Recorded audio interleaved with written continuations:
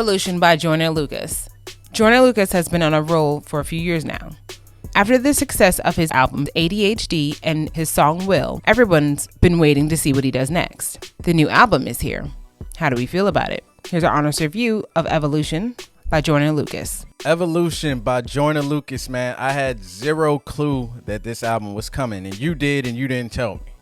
Yeah, I knew it was coming, but I just know that Joyner operates a little bit differently, and I just wanted to make sure it was coming before I be like, right, because A.D.H.D got pushed back for like 2 years, so I wouldn't have said shit either. You're right. As a matter of fact, if you would have told me that, I would have said, I don't believe you. But either way, how you feel about this album artwork, man? I thought it was cool, man. It's just a really dope shot. I really love the background, and it's just a cool shot, man. Nothing must be said. Yeah, I like the fact that it looks like his body with his son's head smacked on top of it, and it's called Evolution, so it makes sense, and it feeds into the theme that we have for the skits throughout the whole project, so I absolutely love that. Yeah. The flow of this project, man, is really about evolution. It's simple and plain. Like, it's really no other way to explain it. You can hear the growth in his lyrical content throughout the project. Most definitely, it's just his take on evolution, very... I want to say personal. We always get personal from Joyner Lucas, but I feel like this one was a little tad bit more personal for him.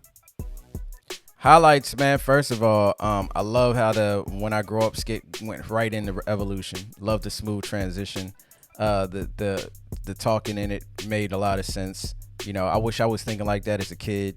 Man, I thought their answers is stupid. I want to do this. I want to do that. Evolution came on.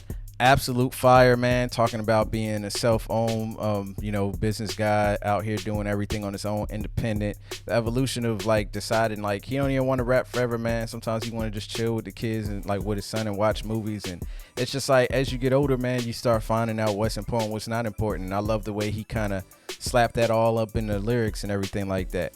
On This Way, featuring The Game and is it Isla? I know we reviewed her before, but forget how to say her name. On This Way, man, first of all, they destroyed this. As soon as I saw The Game's name, I got super excited because I'm like, I love The Game when he's on his conscious shit. He don't do it enough, but he killed it, man. He said, if it ain't black owned, I'm probably going to use it to break crack on. I was just like, that might be my favorite line from the whole album. You know what I'm saying? I ain't breaking up crack on shit, but it's still my most favorite line just because it's just if it ain't that, it's trash. Things I've Seen was hard. Snitch. First of all, I love the Tattletale skit. You know what I'm saying? I don't know if I would break it to my son like that. I would definitely help him understand it from that analyzation, but I don't know how I feel about that whole conversation. The conversation on the song, though, both topics was real. If you snitch, you pretty much dead to the streets. Jay-Z has a famous line, man. The labeling of a snitch is a lifetime scar. You'll always be in jail, nigga, just minus the bars. I always thought that was one of the hardest lines I've ever heard from Hov, even though he's got a million hardest lines I've ever heard from Hov. But Snitch, I loved how they told both sides of the story, and both sides are absolutely true. Fall Slowly featuring Ashanti, man. I absolutely love that song. You can clearly hear from the lyrics it's about a toxic relationship right from the jump. The Problem as well, and I like how the problem came right after that because it felt like it was addressing back into that song about this idea of him having a hard time settling down, and it was dope. Legend featuring Rick Ross, man, him and Rick Ross got some really good chemistry. I'm feeling like if you give Rick Ross the right luxury sounding beat, he's gonna kill it no matter what. And then Like a River featuring Elijah James, man, that song right there is crazy. I love the direct conversation that he's having, the retrospectiveness, Joyner when he gets in his self-analyzing bag where he's kind of breaking down his emotions and everything like that. It's hard not to feel it. You know what I mean? If you're a fan of music and you're a human being, you can't not feel this, or you just ain't got no soul, man. Yeah, man, the album flow on here was amazing just because of from how it really had a structural growth from the first track to the end, and it really stayed on topic with the term of evolution. Right into that track, it was amazing. On This Way, just the commentary about everything and how Game came in and gave his portion at the end. It was just such a hard-hitting punch that I really think it was dope. Things I've Seen was crazy. I love Zima just because of the sound of it. Snitch has a great tale from both perspectives. The video kind of captured it well, even though it was predictable what was going to happen. Fall Slowly is amazing. I love how the album kind of has an extended version, how like draws it out to just a beautiful production. The Problem is crazy. Legend I thought was great. Rick Ross added a really, really dope verse to that. And like a River had just me just like, damn. Just because of the weight that Joyner brings to his personal tale is just like, it's relatable, but you can feel Joyner's emotion through it. Like he just brings something different to like, we've all heard people rap on certain subjects like this before, but the amount of emotional weight that Joyner brought to it was just the right amount in his style to actually get you to really, really feel for what he was saying. So I really loved how he delivered that one and how it closed out the album. Lowlights, man. Now, as far as Lowlights, as far as the song goes, I have one, and it's Straight Like That. And it's simply for the fact that he said straight like that at the end of every line, including the hook. And I was just like, oh, come on with that repetition. I know you can do something just a slight tad bit different. But aside from that, man, it's very hard to find negative things about this album. You can argue that it's too short. I won't do that, though, just because it actually felt good. Like, when I got to the last track, I was just like, that felt like a healthy dosage of Joyner, where I have enough to hold me over, but I also wanted more. So I felt like that was just fine. Straight Like That, though, not a huge fan of that record.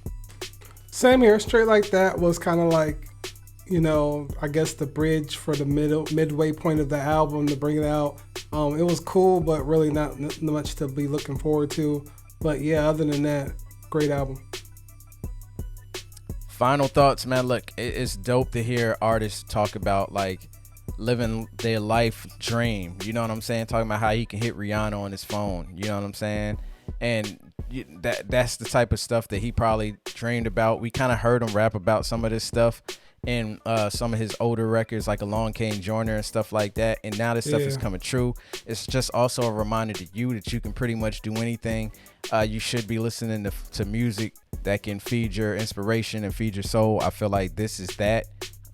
If you're listening to the destructive music, you'll continue to probably have somewhat of a destructive life. But this music right here, Joyner came along and killed it with this one, man.